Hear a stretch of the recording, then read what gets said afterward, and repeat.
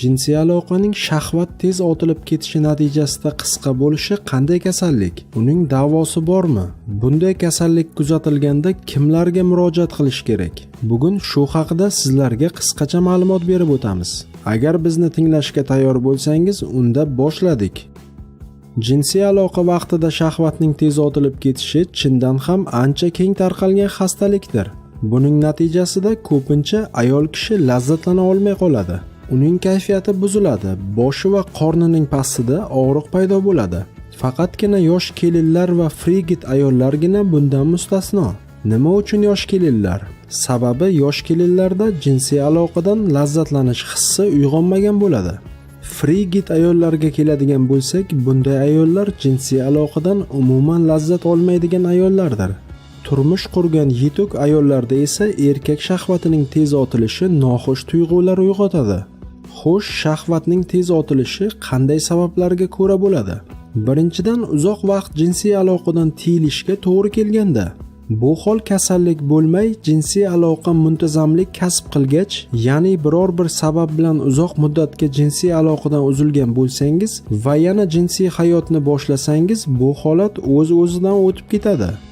Ikkinchidan, markaziy asab sistemasining toliqishi. Bular stress holati, kam uxlash, ishxonada yoki oilada notinchlik bo'lsa va hokazolar natijasida. Bu hol asosiy sababga barham berilgach, ya'ni kishi tinchlangach, ishlar yurishib ketsa, dam olgach o'z-o'zidan yo'qoladi.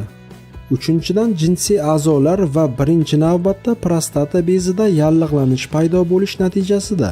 Olimlar prostata bezini erkak kishining ikkinchi yuragi deb bejiz atashmagan. Bu xastalikni mutaxassis urologlar davolaydilar.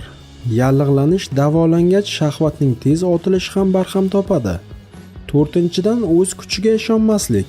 Tasodifiy sababga ko'ra bir yoki bir necha bor shahvat tez otilib ketsa, endi doim shunday bo'ladi deb o'zini ishontirib qo'yish natijasida. Bu ham kasallik hisoblanib, davosi bilan asosan ruhiy muolaja bo'yicha mutaxassis, ya'ni psixoterapevtlar shug'ullanadilar. Yuqorida aytib o'tilgandan boshqa sabablar orqali ham shahvat tez otilishi mumkin. Masalan, jinsiy aloqa xolilikdan mahrum joylarda o'tkazilganda, ya'ni birov ko'rib yoki eshitib qolishi xavfi bo'lganida va hokazolarda. Sababidan qat'iy nazar, agar o'zingizda yuqoridagi xastalikni sezsangiz va bu o'z-o'zidan o'tib ketmasa, albatta mutaxassis shifokor, urolog yoki andrologga murojaat eting.